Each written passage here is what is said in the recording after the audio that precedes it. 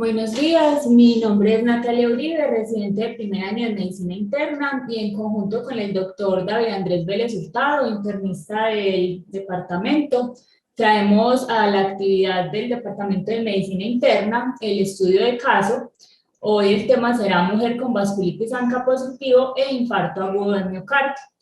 Las metas de aprendizaje que se plantean para la actividad del día de hoy son básicamente cuatro: el uso de pulsos de esteroides en pacientes con infarto de miocardio menor de 72 horas, vasculitis como manifestación de cáncer, riesgo de toxicidad cardiovascular con la terapia inmunosupresora y el papel de la biopsia de músculo en el diagnóstico y pronóstico de esta enfermedad.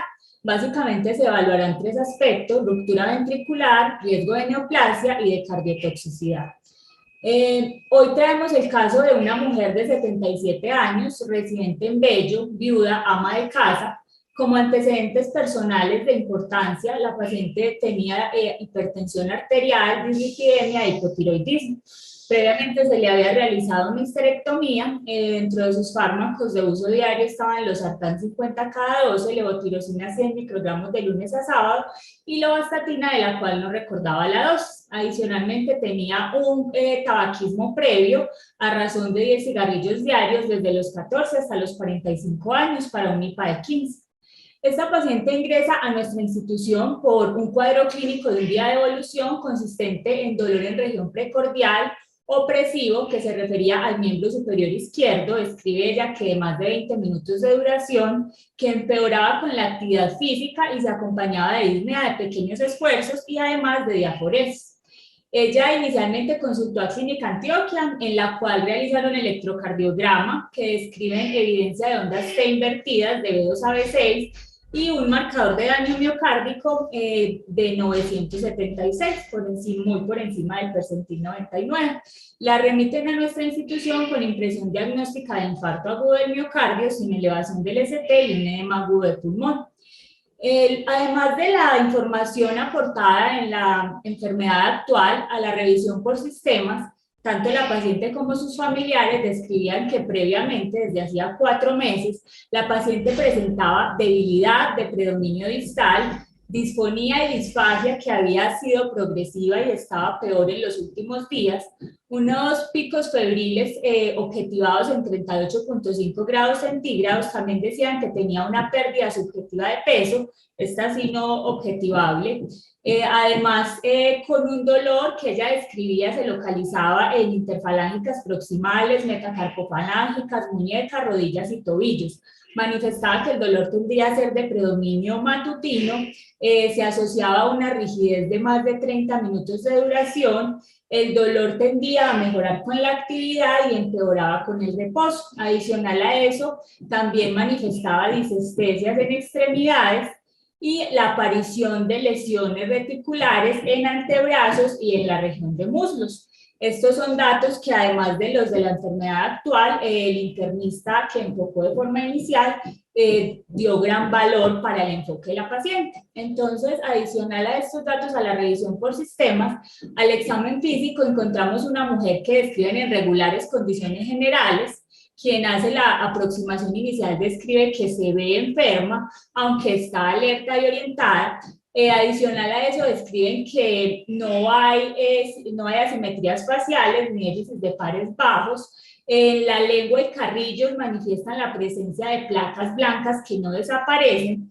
En el cuello niegan ingurgitación yugular, pero describen una masa dolorosa submandibular que realmente en ninguna de las historias queda muy bien definida sus características. Adicional a eso, niegan la presencia de enopatías, describen unos ruidos cardíacos rítmicos sin soplos, unos pulmones concrépitos en ambos campos pulmonares, menos del 50% de los campos pulmonares. En el abdomen, dolor a la palpación en hipogastrio, pero sin signos de irritación peritoneal. Manifiestan que también se observaba la presencia de lívido en antebrazos. En cuanto al examen neurológico, describen fuerza en miembros superiores, de manera distal 2 de 5 y proximal 3 de 5, de manera simétrica. En miembros inferiores distal 4 de 5 y proximal 3 de 5. Pérdida de la sensibilidad en cuarto y quinto dedo de la mano izquierda, con disestesias en región de distribución anatómica del nervio mediano derecho. Adicional a eso, los reflejos aquilianos abolidos de manera bilateral y el resto de reflejos presentes con una respuesta neutral, con una respuesta plantar neutra bilateral. Y para culminar, describen disestesias en guante y calcetín corto con hipoestesias en dorso de miembro inferior izquierdo sin presencia de sensibilidad profunda. Entonces vemos esto es una paciente que en el examen físico tiene múltiples hallazgos que hay que correlacionar con lo que se describe en la revisión por sistemas.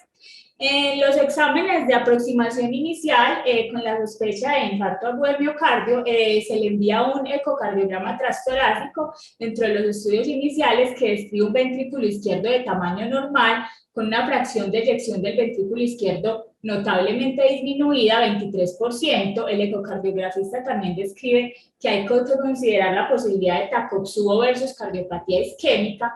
Manifiesta que evidencia un ventrículo derecho de tamaño normal con función sistólica conservada, una aurícula izquierda levemente dilatada, insuficiencia aórtica leve a moderada de etiología degenerativa y probabilidad baja de hipertensión pulmonar. La paciente en las próximas horas es llevada a la coronariografía, donde se describe una lesión severa del segmento medio de la descendente anterior, 80%, realizan angioplastia y se implanta stent medicado. Luego de la aproximación inicial al dolor torácico de la paciente y el manejo intervencionista, medicina interna empieza nuevamente a recolectar los hallazgos que encontró a la revisión por sistemas del examen físico y enfoca a la paciente como además de un infarto agudo del miocardio sin elevación del ST, como una sospecha de enfermedad sistémica. En este caso se consideró de entrada enfermedad autoinmune versus una neoplasia. Dentro de los paraclínicos de ingreso y los que se realizaron pues, en la aproximación inicial de la paciente, tenemos un hemograma que muestra un aumento de reactantes de fase aguda, unos leucocitos de 22.500 a expensas de neutrófilos de 19.840. Adicional a eso, una TSH elevada que mostraba un mal control de su enfermedad, a pesar de que ella describía una adherencia al manejo. También una BCG en 115, tenía adicional a eso un factor reumatoideo de 229 y una CPK de 807. Dentro de los estudios adicionales, en la sospecha de autoinmunidad se realizan unos ANCAS. Llama la atención el resultado de unos antimieloperoxidasa de 14.2 que para el rango de referencia se encuentran positivas, y los demás estudios solicitados sin hallazgos relevantes o están pues negativos. Adicional a ello se le solicitaron estudios de enfermedades infecciosas que mostró que tenía previamente presentó una hepatitis B que ya estaba resuelta. Adicional a eso VIH y VRL no reactivos. Entonces, con todos estos estudios, lo que describió la paciente a la revisión por sistemas y los hallazgos al examen físico, la impresión diagnóstica de medicina interna es vasculitis reumatoide o vasculitis de pequeño vaso, o la presentación de vasculitis como una manifestación paraneoplásica. Esto es como el abordaje inicial que se hace en la aproximación al caso del paciente. Luego de hacer este estudio inicial, al día siguiente de haber sido sometida a la paciente a la coronariografía, inicia con hemoptisis, se describe descenso de la hemoglobina de 2 gramos respecto al valor que se describió al ingreso, empieza con hipoxemia, requerimiento de oxígeno a bajo flujo, y adicional a esto se evidencia la presencia de cefaloparesia y hay mayor debilidad en los miembros inferiores respecto a lo que se describió en el examen físico inicial. En este caso, medicina interna considera que la paciente tiene alta probabilidad de una hemorragia alveolar difusa, aunque como diagnóstico diferencial en el contexto de la paciente también considera la posibilidad de edema agudo de pulmón, aunque le da mucho mayor valor al diagnóstico de hemorragia alveolar difusa. Hacen estudios con radiografía de tórax y tomografía simple, en la que describen en la radiografía de tórax signos de sobrecarga pulmonar y en la tomografía simple un patrón de Krebs y Paving. La paciente, luego de este enfoque inicial, viendo que había hecho el deterioro neurológico con la hemoptisis que hizo que bajaran 2 gramos la hemoglobina, más la hipoxemia asociada y la cefaloparesia, se considera que tiene una condición potencialmente amenazante para la vida. Medicina interna asume que la paciente tiene una hemorragia alveolar difusa y que cumple criterios para inicio de esteroides. En este caso, la gran preocupación en el abordaje es el riesgo que se ha descrito de la asociación de esteroides con ruptura ventricular en el periodo del posinfarto agudo. Entonces, igual de esta manera, evaluando riesgo-beneficio, el internista decide que lo pertinente en la paciente es iniciar el pulso de esteroides, teniendo en cuenta que va a ser una medida que va a salvar la vida. En este punto surge el primer dilema que se presentó en el abordaje de este caso clínico, y es la asociación de pulso, de la asociación de esteroides con el desenlace de ruptura ventricular. Realmente son pocos los estudios asociados a esta pregunta clínica. Les traigo hoy un metaanálisis que evalúa la asociación del tratamiento con esteroides y los desenlaces que se presentan asociados al infarto agudo de miocardio reciente. Entonces, lo que plantean los autores es que la terapia con esteroides se asocia con una disminución de la inflamación, y hay teorías que describen que este mecanismo de acción está asociado con protección al miocardio infartado, reduciendo la necrosis de los miocardiocitos y la apoptosis. Pero en contraparte con esta teoría surge la preocupación de que al afectarse la actividad de los fibroblastos, hay un desenlace adverso que lleva a que la cicatrización de heridas no se dé de forma adecuada y esto aumente el riesgo de ruptura cardíaca. Lo que hicieron los autores, teniendo en cuenta estas premisas, fue hacer una búsqueda más o menos desde 1966 hasta 2002. Ellos encontraron un total de 186 artículos. Los que cumplieron criterios de inclusión para el metaanálisis fueron en total 16 artículos, para un total de 3.793 pacientes. Dentro de estos artículos, uno era una serie de casos, 2 estudios de casos y controles retrospectivos, y los 3 estudios adicionales eran prospectivos, de los cuales 8 fueron ensayos clínicos aleatorizados. Nos muestran en esta tabla cómo de los 16 artículos vemos que hay más o menos unos 12 artículos que evalúan el uso de metilprednisolona, más o menos en una población, en la mitad de la población del estudio. Vemos que el número de los artículos, pues de la población que hace parte de cada uno de los artículos, no es muy amplio, no es cantidades pues importantes de la población, pero la mayoría pues evalúan ese desenlace del uso de metilprednisolona en el contexto de pacientes con infarto agudo de miocardio. Vemos que el tiempo de tratamiento es variable, en algunos no está descrito, en otros puede ser desde 4 horas hasta más o menos 12 horas.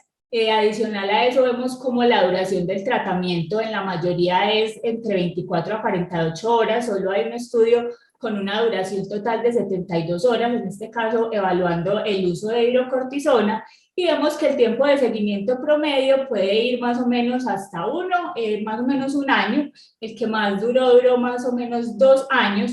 Ellos le dan gran valor dentro del análisis a este estudio de 1985, aunque es un estudio viejo, es el que realmente evalúa el desenlace asociado de pulsos con la ruptura ventricular, y aquí vemos que en este estudio ellos manifiestan que el efecto del esteroide fue negativo, o sea que llevó a que muchos de ellos dicen que más o menos de los 168 pacientes, 45 pacientes desarrollaron ruptura ventricular, pero cuando muestran el análisis estadístico, este es para un OR de 2.5, que queda dentro de un intervalo de confianza que atraviesa la unidad con una P que no es estadísticamente significativa. Entonces ellos dicen que a pesar del desenlace no hay un resultado que sea clínicamente significativo y que hay muchas variables confusoras que llevaron a que realmente el resultado no sea estadísticamente significativo, pero sí dejan una salvedad, y es que ellos evidenciaron que mujeres con dolor torácico sostenido y aquellas que tenían su primer episodio de era su primer evento de infarto, tenían mayor riesgo de progresar a ruptura ventricular.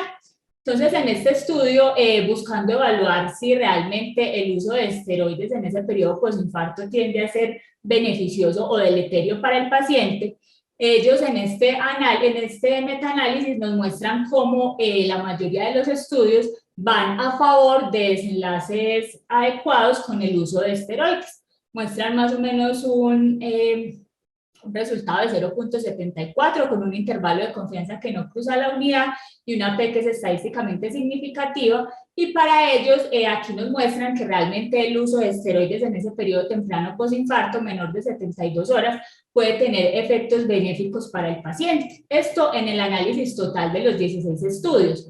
Pero cuando ellos hacen un análisis teniendo en cuenta los RCT, vemos como realmente no les da, el OR no les da 0,95 para un intervalo de confianza que cruza la unidad, y cuando lo hacen con los estudios grandes que tenían una población más representativa, tampoco tienen un resultado que sea estadísticamente significativo. Entonces, finalmente lo que concluyen es que con este estudio no se puede llegar a una recomendación a favor o en contra de los esteroides, pero dicen que podrían decir que con este resultado se inclinarían más a sugerir que los efectos pueden ser benéficos, pero como se ve en muchos de los estudios y la literatura que se revisa, realmente la mayoría de estudios con pulsos de esteroides en el periodo posinfarto temprano, todos se hicieron en la mayoría de casos antes de la terapia de reperfusión, o sea, antes de que se diera pues la posibilidad de realizar intervención coronaria percutánea en los pacientes. Y entonces la mayoría de estudios realmente no llegan a una conclusión para uno decir si realmente los esteroides tienen efecto benéfico o negativo en ese periodo posinfarto temprano. Adicional a eso, este estudio es un estudio de caracterización que lo que hace es seguir pacientes desde 1997 hasta 2011 que consultan a varios centros de atención en salud con diagnóstico de infarto, y en total una población de 5.699 pacientes, de los cuales 144 progresaron a ruptura ventricular. De estos 144 pacientes, ellos caracterizaron cuáles eran esas principales características de factor de riesgo para progresar a infarto, y las que ellos encontraron fueron pacientes mayores de 70 años, sexo femenino, hipertensión, que fuera su primer evento coronario, y adicional a eso el compromiso de la descendente anterior. Entonces esas son las variables que ellos más les dan valor porque fueron las que encontraron de manera más repetitiva en aquellos 144 pacientes que progresaron a ruptura ventricular. Entonces recomiendan que se tengan en cuenta siempre estos factores de riesgo al considerar el uso de esteroides en pacientes con periodos posinfartos tempranos. Algo que me llama la atención es que inicialmente, como es un periodo tan largo de seguimiento, la ruptura ventricular pasó del 6% en más o menos en 1997 a solo 3% luego de la introducción de la intervención coronaria percutánea. Entonces es un factor que hay que tener en cuenta y que, como mencioné, no se incluye en la mayoría de estudios descriptivos sobre ruptura ventricular. Luego de esta pequeña revisión, nos gustaría que el servicio de cardiología nos apoye con esta pregunta. Respecto al riesgo de ruptura ventricular en el paciente posinfarto con el uso de pulsos de esteroides, ¿cuál ha sido su experiencia? ¿Y han identificado algunos factores de riesgo relacionados con su presentación? Muy buenos días. ¿Me escuchan ahí? Sí, doctor, buenos días. Bueno, muchas gracias por la invitación. Pues básicamente hay que tener en cuenta lo que ya mencionaba Natalia, es que esto es un escenario donde la evidencia es muy limitada, pero sí existen pues ensayos en modelos animales y algunos estudios observacionales que básicamente es lo que tú ya mostraste. Pero hay que tener en cuenta hay varios aspectos. Uno, y que tú ya lo dijiste también, es que son estudios antes de la era de la reperfusión. Entonces, de entrada, esos son pacientes que tenían un mayor riesgo de ruptura ventricular o de ruptura septal asociada como complicaciones mecánicas del infarto en comparación a los pacientes con intervención coronaria temprana. Segundo, que son estudios muy viejitos y que específicamente son estudios que se desarrollaron con la teoría de que controlar la inflamación en el infarto agudo de miocardio podría tener algún efecto benéfico. No es en el escenario como en el caso de que es un paciente que necesita el uso de esteroides por otra patología, pero que obviamente nos sirve para evidenciar cuáles son los riesgos y complicaciones. Entendiendo que los estudios tienen resultados muy dispares entre ellos, es por eso que la recomendación de uso de esteroides en infarto de miocardio se abandonó y por eso es que ustedes no ven estudios más recientes y digamos que se considera que dada la discordancia entre los estudios y los riesgos y beneficios, pues básicamente no se utiliza. Pero si nos vamos hacia ese riesgo que a veces tenemos tan alto de que el paciente podría tener una ruptura, pues básicamente vemos que también la evidencia está más hacia que no parece ser así y por tanto, y nuevamente sopesando que la indicación del uso de pulsos de esteroides en esta paciente era por otro tipo de patología, donde obviamente prima el riesgo, pues obviamente en esa valoración de riesgo-beneficio como ocurrió, hay que definir el uso de esteroides y pareciera no ser tan riesgoso como muchas veces se ha considerado. Porque lo que sí es más importante es esa última tablita que tú mostraste de factores de riesgo, entendiendo que pacientes que tienen un primer infarto porque no han tenido de tiempo o tienen no han tenido un síndrome coronario crónico donde han tenido tiempo de hacer circulación colateral, los pacientes que se llevan a intervenciones más tardías, los infartos en la descendente anterior, entonces todos esos factores de riesgo, además del sexo femenino, pues van a ser los realmente relevantes para que se presente la ruptura ventricular más que el uso de esteroides en sí mismo.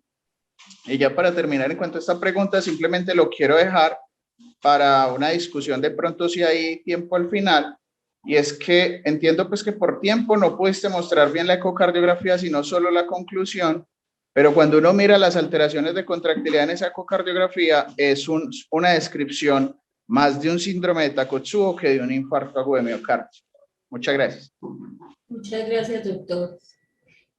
Bueno, continuando con el caso clínico, medicina interna, bueno, la paciente recibió el esteroide, tuvo una evolución favorable y en el seguimiento del caso, medicina toma varios elementos, la presencia de hemorragia alveolar difusa, una electromiografía que fue compatible con una mononeuritis múltiple, resonancia que mostró miositis con patrón parchado, el síndrome constitucional, la descripción de las poliartritis, la elevación en los paraquímicos de los reactantes de fase aguda y la positividad de los antimieloperoxidasa, y concluye que el diagnóstico más probable en esta paciente es una poliangiitis microscópica. Entonces empieza a trabajar con esta impresión diagnóstica como la más probable. Durante el enfoque adicional surge una preocupación grande y es que la paciente esté debutando con la vasculitis como una manifestación de malignidad, y es una teoría que se plantea de manera repetitiva durante varios días en la evolución. Entonces, teniendo en cuenta lo que la paciente nos describió a la revisión por sistemas, con la disfonía y disfagia progresiva durante los últimos días que se había empeorado, deciden realizar una endoscopia digestiva superior que lo que muestra es una gastritis eritematosa antral. Ante la descripción de esa masa submandibular que finalmente fue descrita en el abordaje, pero nunca se caracterizó muy bien, hacen una tomografía de cuello que tampoco muestra ninguna alteración relevante y completan con tomografía de tórax y abdomen, que también está dentro de los límites de normalidad.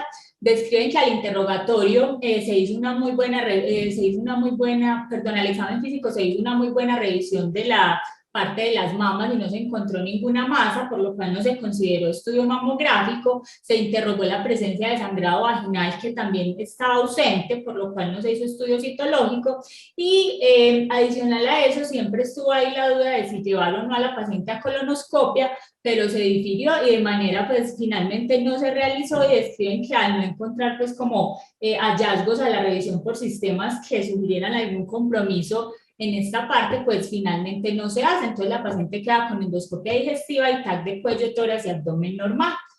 En este momento es donde, teniendo en cuenta que de manera repetitiva durante el enfoque de la paciente estuvo la duda de la vasculitis como presentación de malignidad, tenemos también que revisar este aspecto.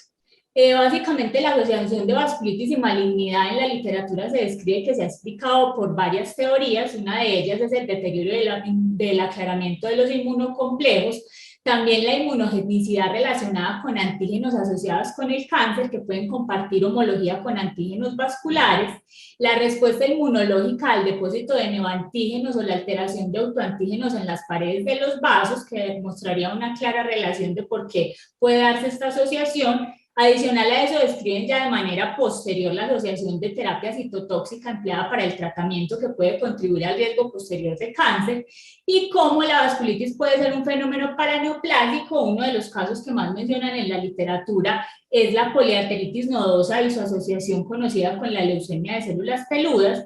Y también dicen que como estos pacientes tienen un seguimiento más estrecho, puede haber una asociación relacionada con el sesgo de detección, ya que esto puede hacer que esos pacientes se tamicen y se sigan de forma más consistente, y esto puede ser que los informes de pues que la presencia de malignidad sea más evidente por ese seguimiento estrecho que se le hace a los pacientes con diagnóstico de vasculitis, el cual no se hace pues de manera frecuente en la población general. Entonces tenemos este artículo que describe cómo ellos quieren evaluar la asociación o el incremento de malignidad en los pacientes con vasculitis ANCA positiva. Describen de entrada que 5% de los pacientes con vasculitis tienen una malignidad relacionada que puede no ser clínicamente evidente al momento de la presentación, que la forma más común de vasculitis, que la forma más común es la vasculitis leucocitoclástica cutánea, que tiende a asociarse en su mayoría con malignidad hematológica. También describen el carcinoma renal, que se ha asociado en varios estudios de casos con la granulomatosis con poliangeitis y que este inclusive puede precipitar su aparición. Lo que ellos hacen es que toman un total de 329 pacientes, 78 pacientes con granulomatosis con poliangeitis, 22 pacientes con poliangeitis microscópica y 129 pacientes con púrpura Henoch-Lane. El diagnóstico de estos pacientes se hizo entre 1982 y 2002 y se hizo una revisión retrospectiva. Lo que ellos querían evaluar era el diagnóstico de malignidad en los 6 primeros meses posteriores al diagnóstico o de forma concurrente con el diagnóstico. Entonces aquí en esta tabla vemos cómo de los 200 pacientes con vasculitis, 20 pacientes tenían diagnóstico de vasculitis ANCA positivo asociado a malignidad. La edad promedio de estos pacientes fue de 60 años. La mayoría de los pacientes eran de sexo masculino y describen que todos eran caucásicos. Entonces encontraron que 20 pacientes tenían vasculitis asociada a ANCA con enfermedad maligna y de estos 6 pacientes eran diagnosticados pues con granulomatosis con poliangeitis concurrentemente con malignidad y 14 con poliangeitis microscópica. Ellos describen que sí hubo un aumento de la tasa de malignidad en los pacientes con vasculitis asociada a ANCA con un RR de 6.02 con un intervalo de confianza que aunque amplio es estadísticamente significativo en comparación con la población control normal. Entonces ellos aquí nos muestran la tabla de cómo se distribuyó los tipos de malignidad de acuerdo al tipo de vasculitis identificada. En los pacientes que tenían poliangeitis microscópica, la mayoría de los pacientes tuvieron diagnóstico, pues no fue una cantidad muy importante porque solo fueron 20 pacientes, pero de estos describen que 3 pacientes tuvieron diagnóstico de cáncer de colon. También se observó la presencia de cáncer de mama en un paciente y una leucemia linfocítica crónica. En los pacientes adicionales con granulomatosis con poliangeitis se identificó presencia de cáncer de mama y también se describe en pacientes que no tuvieron inicialmente la posibilidad de detectar los niveles de ANCA, la presencia de un carcinoma renal y de un linfoma. Entonces vemos como ellos dicen que la mayoría de los pacientes, como en nuestro caso, la paciente que tenía poliangeitis microscópica, el cáncer que más se identificó fue el cáncer de colon en 3 de los 6 pacientes. Adicionalmente a eso, traigo esta revisión que es de vasculitis asociada con malignidad en la que se evaluaron un total de 60 pacientes, buscando lo mismo, hacer un seguimiento entre el diagnóstico y cómo se daba el desarrollo de la asociación concurrente de malignidad. Este seguimiento se hizo de 1992 a 2002. Aquí en la tabla 1 vemos como las características de la población, la mayoría de los pacientes también de sexo masculino, la edad promedio como en el estudio anterior, más o menos 60-62 años. El diagnóstico más frecuente fue vasculitis leucocitoclástica en 45% de los pacientes. En el caso de nosotros que nos interesa, la poliangeitis microscópica estuvo solo en 5% de los pacientes. Y el segundo diagnóstico luego de la vasculitis leucocitoclástica fue la poliarteritis nodosa en 36% de los pacientes. Vemos cómo ellos acá distribuyen la presencia de malignidad por tumores hematológicos y tumores sólidos. Dentro de los hematológicos fueron el mayor porcentaje con un 41%, y de estos 32% eran síndromes mielodisplásicos, seguidos en un 29% por una malignidad linfoide. Dentro de los tumores sólidos, los principales que identificaron fueron los geniturinarios o ginecológicos, seguidos por el cáncer renal, y también dentro de la parte de tumores sólidos gastrointestinales, vemos cómo hay una distribución muy similar entre cáncer de colon, estómago y de intestino delgado. Entonces vemos que dentro de los tumores hematológicos lo principal fue síndrome mielodisplásico, y dentro de los sólidos lo principal fue en total los tumores gastrointestinales con un 10%. Cuando hacen aquí esta tabla para comparar los tipos de malignidad, en el caso de la poliangitis microscópica, vemos como un total de 4 pacientes, uno con síndrome mielodisplásico, otro con malignidad linfoide y otro con un tumor sólido. Entonces vemos cómo se dio esta distribución en estos 60 pacientes, y vemos que dentro del tipo de vasculitis que nos interesa, predominó la malignidad linfoide en esta serie de casos. Bueno, dentro de las características de presentación de acuerdo al tiempo, que esto nos interesa saber cuáles se presentaron antes, simultáneamente, como sería el caso de evaluar en nuestra paciente, o después del diagnóstico, la mayoría se presentaron de manera simultánea en un 38%, y en el caso de poliangitis microscópica vemos que de los casos totales que se presentaron de malignidad, todos se presentaron de manera simultánea. Entonces ellos le dan valor a esto y dicen que en este tipo de vasculitis la presentación tiende a ser de manera concurrente y no a preceder o a estar posterior al inicio del manejo de la enfermedad.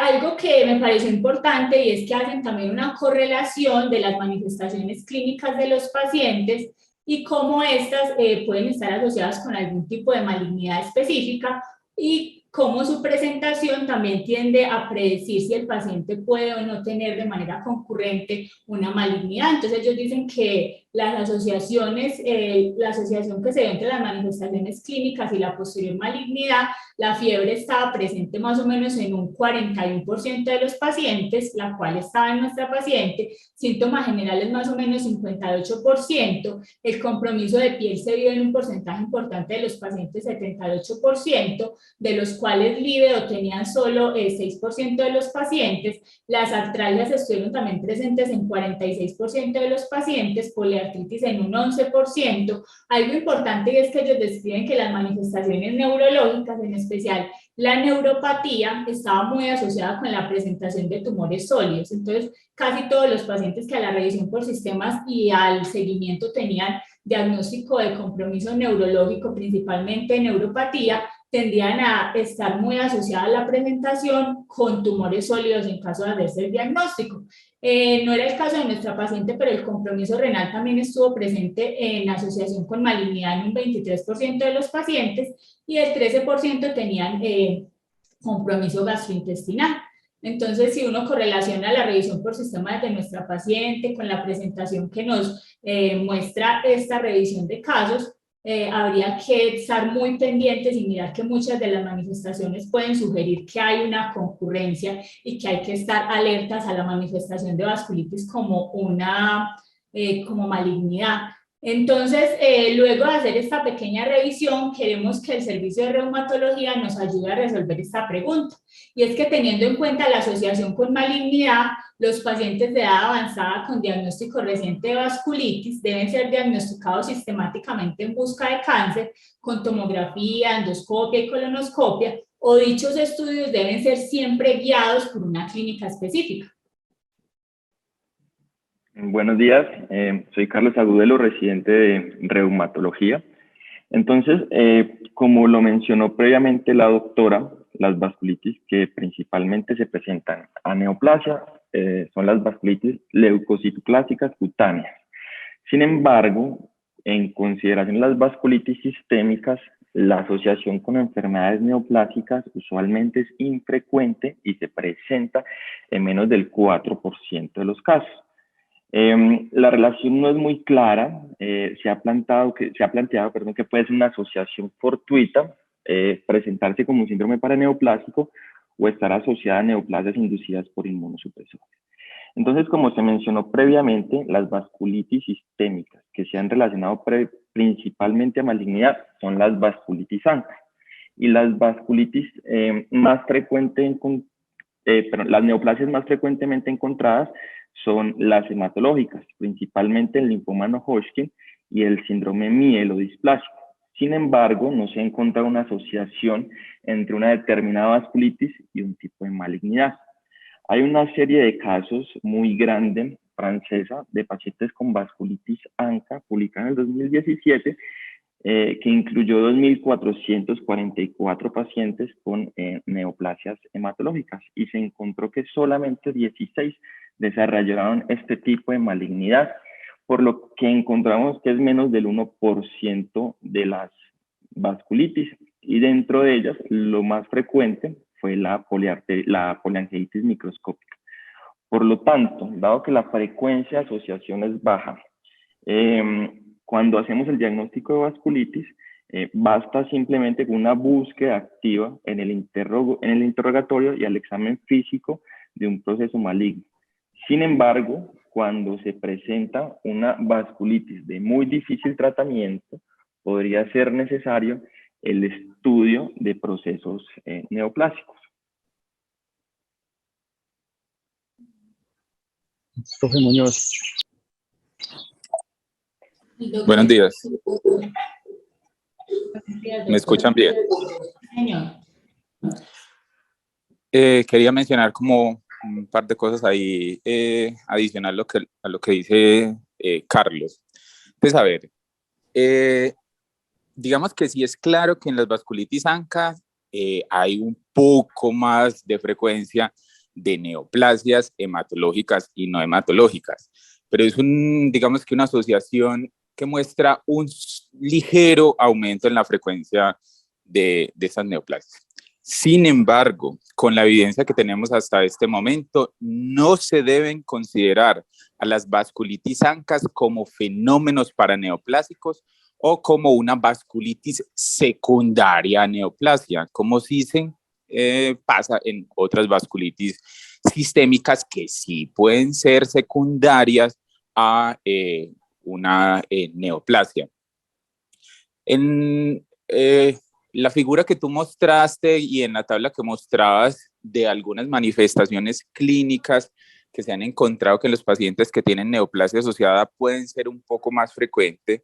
Si ustedes se fijan, todas esas manifestaciones son típicas de las vasculitis ANCA primarias, sin que haya absolutamente ninguna neoplasia. Entonces, depende mucho del contexto para uno, digamos, darle peso o pensar que sean signos de alarma para pensar en neoplasia. Entonces, si el paciente tiene neuropatía, si tiene fiebre, si tiene compromiso renal, eso es típico de una vasculitis ANCA, ahí no hay que pensar en ninguna neoplasia. Cuando hay manifestaciones que se salen del espectro de cada una de las vasculitis, y en este caso la vasculitis ANCA, y que esa manifestación sugiera una neoplasia, sí hay que hacer una búsqueda activa. Pero por la baja frecuencia de la asociación, porque realmente no se considera en este momento del conocimiento de que las vasculitis ANCA sean secundarias a neoplasia, no se deben estudiar por protocolo y hacer tamización para neoplasias en los pacientes con vasculitis ANCA. Bueno, doctor, muchas gracias por el aporte.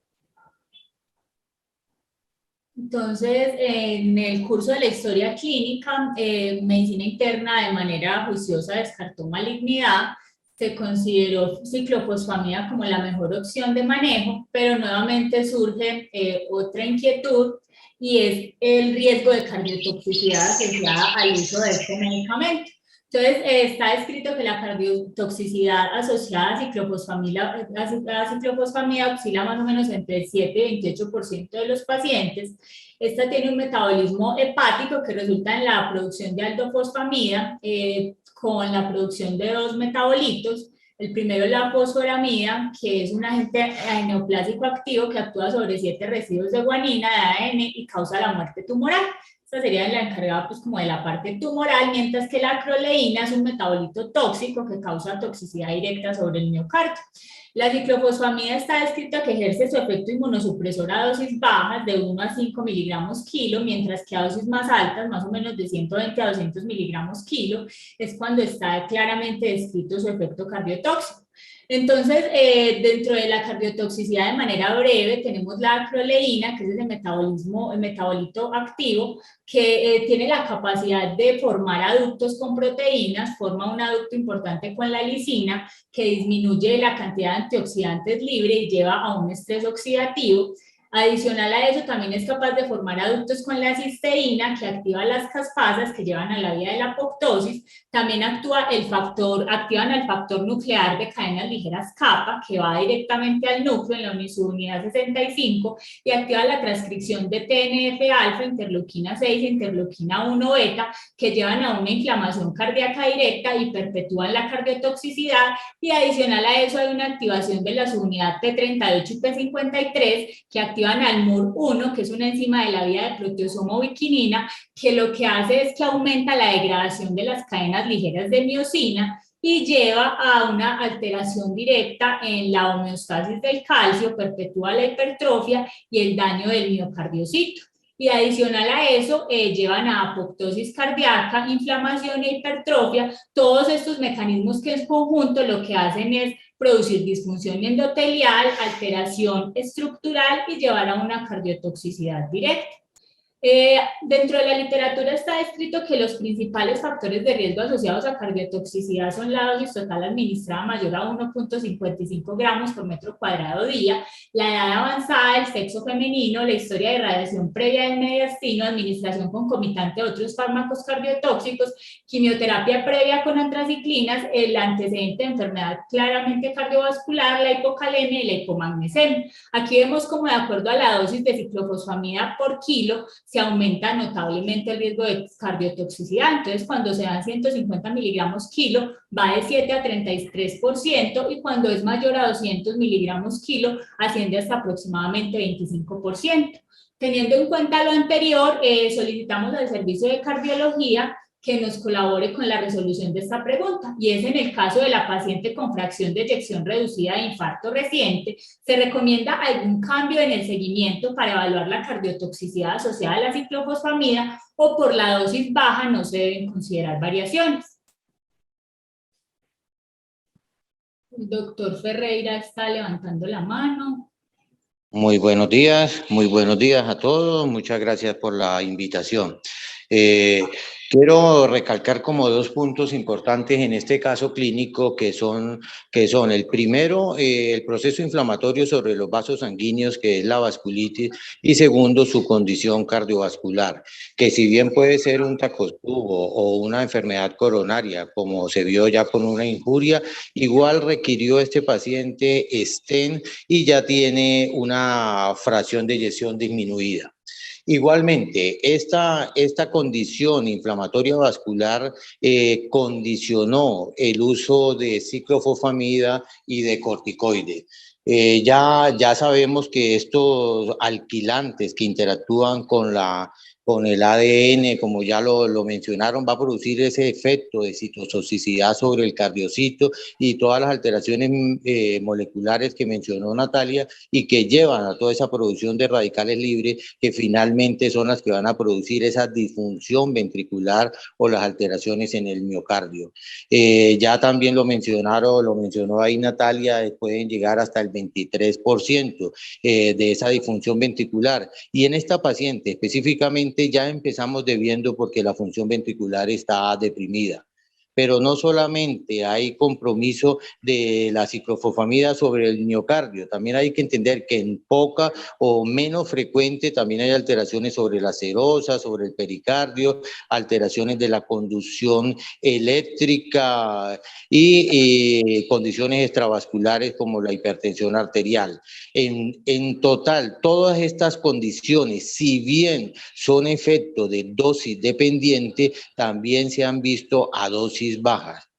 Entonces, por ello, a pesar de que sean a dosis baja, pero produce todos estos efectos, creemos que debe tener una una evaluación o un seguimiento por cardiología muy estricto, y mucho más en esta paciente que tiene condiciones o factores de riesgo que predisponen a una cardiotoxicidad, como ya que es una mujer mayor de 65 años, esta paciente tiene 77 años, es hipertensa y ya tiene una condición cardíaca como tal. Ya tiene un infarto reciente, lo cual condiciona una alta probabilidad de cardiotoxicidad con el uso de la ciclofosfamida. Entendiendo esto, entonces se hace necesario y sí es tajante de que debemos hacer un seguimiento más estricto y más exhaustivo, más intenso con el seguimiento en esta paciente con la quimioterapia. ¿En qué va a basarse este seguimiento? Que debemos hacer control estricto de su comorbilidad, de su infarto, manejarle todo lo que es la condición isquémica de ella, con el uso de betabloqueadores, el uso de los PIECA, las estatinas, utilizar la doble antiagregación porque ya tiene indicación con el implante de stent, y tener en cuenta que en esta doble antiagregación, en este caso específico, está contraindicado usar el uso de antiagregante más potente de P2Y12 como el prasugrel o el ticagrelor, por obvias razones, porque va a aumentar el riesgo hemorrágico y también porque estos agentes van a disminuir la biodisponibilidad de la ciclofosfamida. También debemos optimizar todo lo que es el seguimiento en cada ciclo que se le haga de ciclofosfamida, teniendo el control electrocardiográfico, control de electrolitos, y es importante hacerle seguimiento para disfunciones no visibles que se hacen con el BNP y con la troponina. Y en cuanto al seguimiento ecocardiográfico, también es importante mencionarlo y no podemos extrapolar a lo que hacemos con el seguimiento con las antraciclinas, que es hacer un seguimiento ecocardiográfico cada 2 meses para evaluar si hay deterioro de la función ventricular o no. Todo este seguimiento se hace muy estricto y pues la pregunta muy puntual, sí debe cambiar y debemos tener más control y un seguimiento más directo en cada ciclo de ciclofosfamida que se haga. Todo esto que va a redundar en el paciente a mejorar la calidad, a mejorar el pronóstico y a mejorar la sobrevida en conjunto de las dos patologías. Muchas gracias y quedamos atentos ahí a discusión. Muchas gracias, doctor. Continuando con el enfoque del caso, en la evaluación por reumatología se ordinó la primera dosis de ciclofosfamida ajustada a la edad y la función renal, y debido a la doble antiagregación obligatoria en el caso, no se consideró realizar biopsia de músculo y nervio. En vista de la respuesta favorable, se da alta para continuar seguimiento ambulatorio. En este caso vamos a hablar un poco de la biopsia de músculo. Esta juega un papel crucial en la evaluación de algunas afectaciones musculares asociadas a diferentes enfermedades reumatológicas. Es claro que esta debe planificarse solamente después de una evaluación clínica completa, habiendo asegurado que el diagnóstico pudo no haber sido alcanzado por métodos menos costosos e invasivos. Se menciona que algunas condiciones reumatológicas como la vasculitis sistémica pueden presentar cambios patológicos incluso en ausencia de síntomas musculares, y se recomienda que para elegir que el músculo que se debe elegir para realizar la biopsia debe tener una fuerza al menos 4 de 5, ya que aquellos con fuerzas menores de 3 están gravemente afectados. Entonces, la biopsia de músculo en el caso de vasculitis asociada a ANCA, que se caracteriza por comprometer preferentemente los riñones, pulmón, piel y nervios, no está tan bien estudiada y no se menciona tanto en el enfoque diagnóstico. Pero hay que tener en cuenta que aunque la debilidad muscular es un síntoma raro de presentación, este podría ser un elemento importante en el enfoque del paciente. En un estudio reciente que se menciona, que les voy a mencionar en la próxima diapositiva, se describe que hasta 40% de los pacientes que tienen antimieloperoxidasa positiva tenían condiciones distintas a la vasculitis ANCA, por lo cual el diagnóstico clínico patológico cobra gran valor para la confirmación diagnóstica y la clasificación de la enfermedad.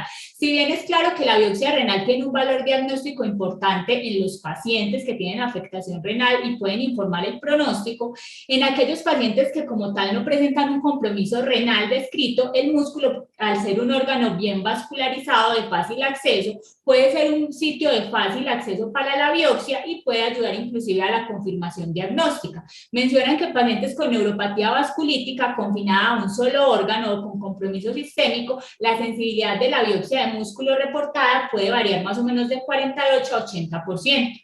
Este artículo que les traigo lo que buscó fue evaluar la sensibilidad de la biopsia muscular en vasculitis asociada a ANCA. También identificar los factores que podían predecir la positividad de la biopsia y su valor pronóstico. Fue un estudio retrospectivo para un total de 78 pacientes, 33 tenían granulomatosis con poliangeitis, 25 poliangitis microscópica y 20 granulomatosis con poliangitis eosinofílica. Eran pacientes atendidos en un hospital universitario de Nantes en un periodo entre 1995 y 2018. Todos cumplían criterios para vasculitis ANCA y se habían sometido a biopsia muscular durante el diagnóstico inicial.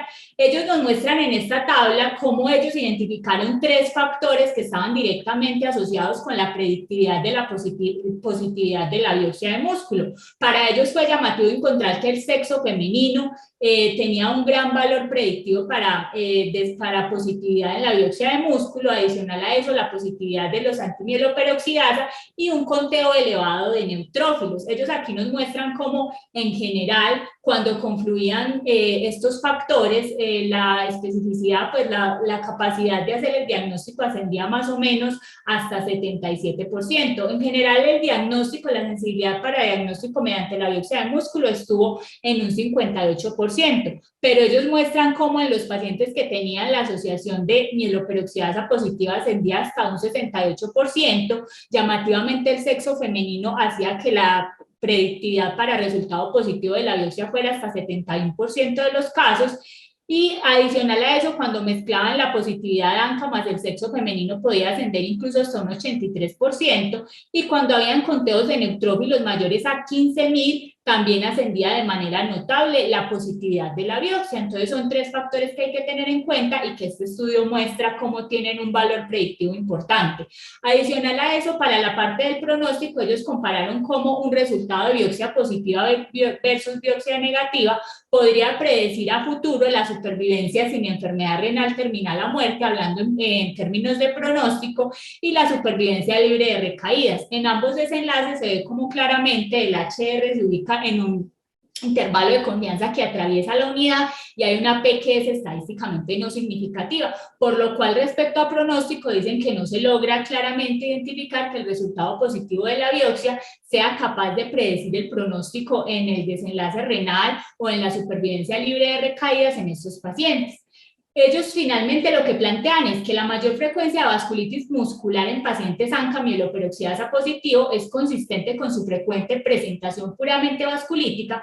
Lo que describen en los hallazgos de la biopsia fue granulomas en un 16% y necrosis fibrinoide fue el hallazgo más frecuente, aproximadamente 67% de los pacientes. Ellos plantearon que inicialmente que el predominio de manifestaciones granulomatosas sobre vasculíticas se podía asociar con mortalidad reducida, pero una tasa de recaídas más altas. En el estudio que hicieron, realmente lo que ellos comprueban es que a diferencia de la patología renal, los hallazgos musculares en la biopsia de músculo no mostraron un claro valor pronóstico y dejan esa biopsia de músculo indicada en aquellos pacientes con vasculitis ANCA que no presentan compromiso renal o que tengan claras contraindicaciones para la realización de la biopsia. Teniendo en cuenta estos datos descritos previamente, solicitamos al servicio de reumatología nos colabore con la resolución de esta pregunta. ¿Cuál es el papel de la biopsia de músculo en el diagnóstico y pronóstico de un paciente con sospecha de vasculitis ANCA? Bueno, doctora, entonces desde que sea posible, el diagnóstico de una vasculitis ANCA debe confirmarse mediante una biopsia, principalmente de un sitio en el que se sospeche que el paciente tiene una enfermedad activa. En algunas series de casos, en el caso de la poliangiitis microscópica, esta puede debutar hasta en el 50% con mialgias, por lo cual, en pacientes donde sospechemos que la etiología del cuadro clínico es secundaria a vasculitis y no tengamos otras manifestaciones sistémicas u otros órganos afectados que sean susceptibles de biopsiar, la biopsia de músculo, como se mencionó previamente, puede ser una herramienta razonable para realizar el diagnóstico. Otra opción es cuando el órgano afectado es de difícil acceso y se tiene una alta probabilidad de tener un compromiso muscular. ¿De cuál músculo debemos tomar la biopsia? Entonces, idealmente, primero se debe realizar una resonancia muscular con el fin de buscar el mejor sitio para la biopsia.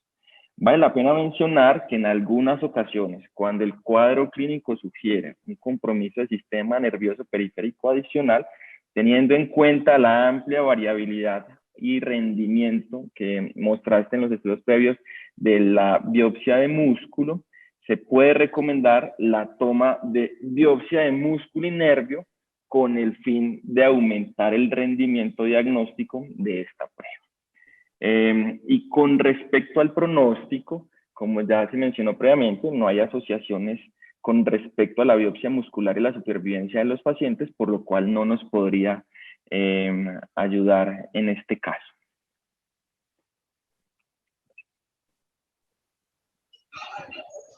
Muchas gracias, doctor. ¿Alguien más que desee participar respecto a esta pregunta?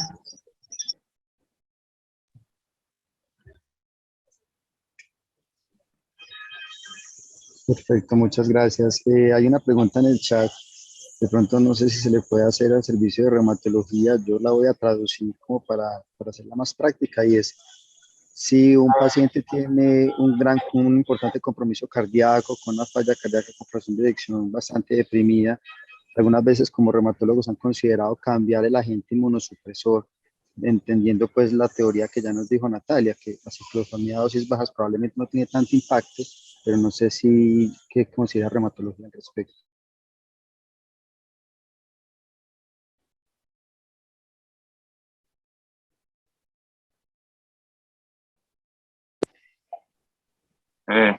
Hola, pues realmente los esquemas que nosotros usamos de ciclofosfamida no son de dosis altas. Entonces, el impacto en el corazón en nuestros pacientes realmente no es muy significativo y de hecho la usamos con mucha frecuencia. Digamos que en un caso puntual hemos considerado hacer cambios por toxicidad de la ciclofosfamida en lo que a mí me ha tocado. No he tenido ningún paciente que haya sido por toxicidad cardíaca que se haya hecho el cambio. Perfecto. Profe Edison, quería retomar una observación que usted hizo con relación al caso clínico sobre la probabilidad de que esta paciente tuviera un Takotsubo, y si esto se hubiera confirmado, nos habría llevado a tomar decisiones diferentes con relación a la colocación del stent y todo lo que se consideró como infarto agudo de miocardio de causa isquémica por enfermedad aterosclerótica. Bueno, ahí es muy importante tener en cuenta que en los criterios iniciales del síndrome de Takotsubo, tener enfermedad coronaria era casi que un criterio de exclusión diagnóstico. Sin embargo, el síndrome de Takotsubo ha tenido mucha evolución en los últimos años debido al mayor conocimiento, y es claro que muchos de los pacientes que tienen un síndrome de Takotsubo también van a tener como hallazgo concomitante una enfermedad coronaria. En ese orden de ideas, la clave diagnóstica es si el vaso coronario que se encuentra alterado explica todas las alteraciones de contractilidad evidenciadas en la ecocardiografía. Y en este escenario, donde claramente se describe que hay una aquinesia de todos los segmentos apicales, hipocinesia de los segmentos basales, medios, con hipercontractilidad de los segmentos basales, es demasiado indicativo. Un síndrome de Takotsubo y una lesión de la descendente anterior solamente no sería suficiente para explicar estos trastornos de contractilidad. En ese orden de ideas, pues es por eso que planteo que sería más probable el diagnóstico de un síndrome de Takotsubo. Sin embargo, la coronariografía sigue siendo parte de los criterios diagnósticos en la mayoría de los pacientes. Habrá excepciones en las que no, porque uno de los diagnósticos diferenciales más importantes sigue siendo la enfermedad coronaria. En ese orden de ideas, de todas formas, al haber encontrado una lesión en la descendente anterior del 80%, pues ya tocará intervenirla, aunque pues si uno es estricto, ya queda la duda de si eso fue simplemente una lesión concomitante como un hallazgo incidental o si eso tendría algún papel que no pareciera, pero ya al tener una lesión en la descendente anterior del 80%, pues obviamente había que intervenirla. Entonces finalmente no altera en el resto del manejo, sí tiene implicaciones en el hecho de que uno esperaría una mayor recuperación de la función ventricular y por tanto es importante el seguimiento. Y eso también es importante para el hecho de que pues, posiblemente no sería tanto el riesgo de cardiotoxicidad pensando que tiene una cardiopatía que es reversible.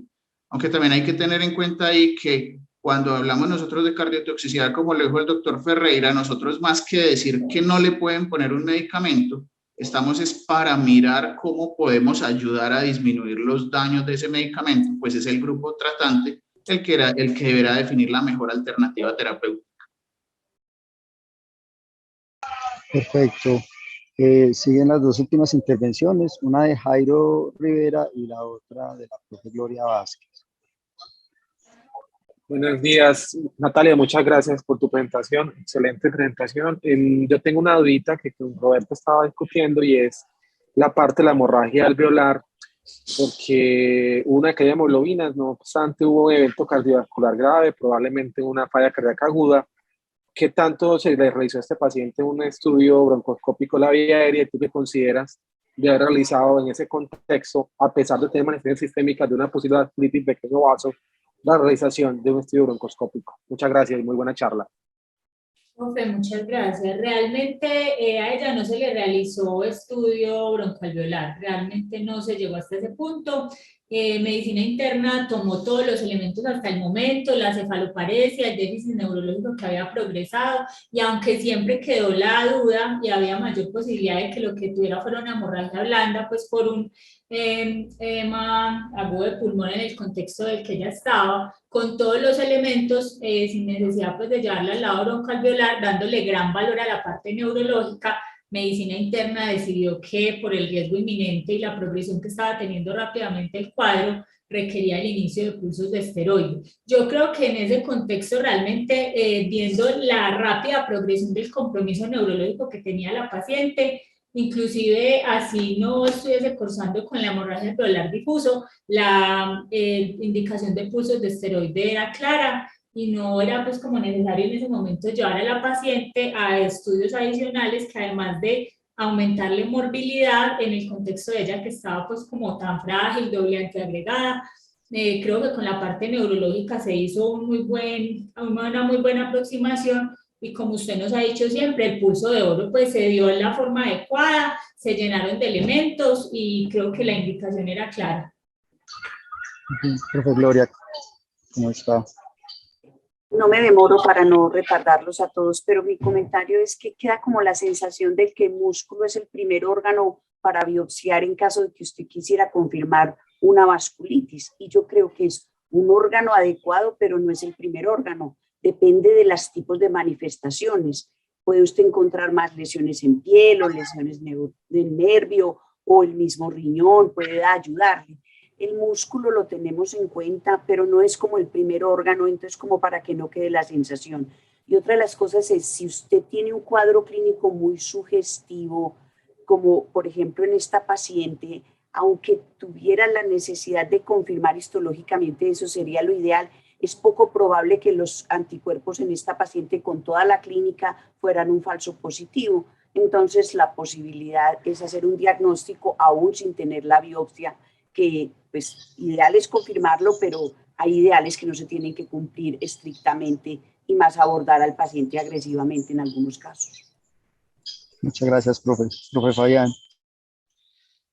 Muchas gracias, David. Dos cositas pequeñas. Felicitar a Natalia por la presentación y dos anotaciones pequeñitas acerca de las fuentes de información o acerca de los elementos de las publicaciones con base en las cuales tomamos decisiones. En la revisión sistemática en el metaanálisis que nos presentó Nati, no es buena idea, no es muy sano eso de mezclar en una misma síntesis numérica estudios que son experimentales, estudios que no lo son. O sea, es una combinación que no es muy razonable. Ya todo explicaron Edison y todos explicaron muy bien que aquí hay una historia pues como muy vieja para tratarla de traer a la actualidad. Pero miren que la siguiente es, Natalia, en la siguiente, miren que aquí hay una conclusión que refleja tanto estudios, tanto series de caso como estudios observacionales. Eso es muy razonable. Ellos, que es esta, exacto, que es ese muñeco. Aparte, pues, de lo numérico y de los extremos. Por fortuna, ellos mostraron, que fue la otra diapositiva que nos mostró Natalia, mostraron por aparte qué pasaba si se hicieran solamente el análisis con base en estudios observacionales, con base en estudios experimentales, que es la primera parte. Ustedes ven que la diferencia, pues, es sustancial. Ese es un primer comentario. Y el segundo, acerca de la inquietud de la asociación de las vasculitis, del cierto tipo de vasculitis con cierto tipo de neoplasias, que hubo una anotación muy importante de Carlos acerca de qué tan confiable es lo que se puede obtener desde el punto de vista de la asociación real, como para decir, tenemos que buscar una causa.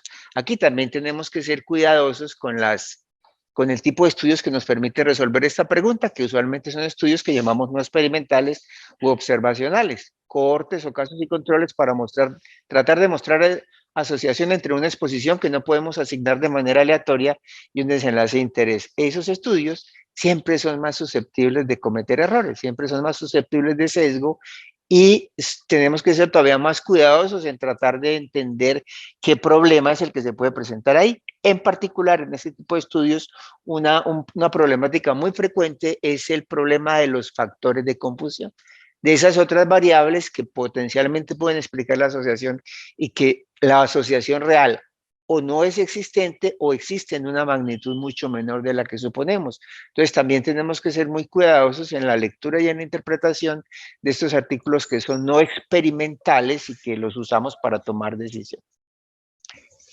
Muchas gracias. Muchas gracias. Natalia, te felicito, hiciste muy buen trabajo. Me parece que el caso era muy complejo, las metas de aprendizaje que sacaste eran muy interesantes y le agradezco inmensamente al Servicio de Cardiología y Reumatología por habernos acompañado, y a todos los que participaron y a los que se conectaron. Y Nata, de verdad, muchas gracias y felicitaciones. Muy buen trabajo. Muchas gracias. Estén bien, que tengan un buen día.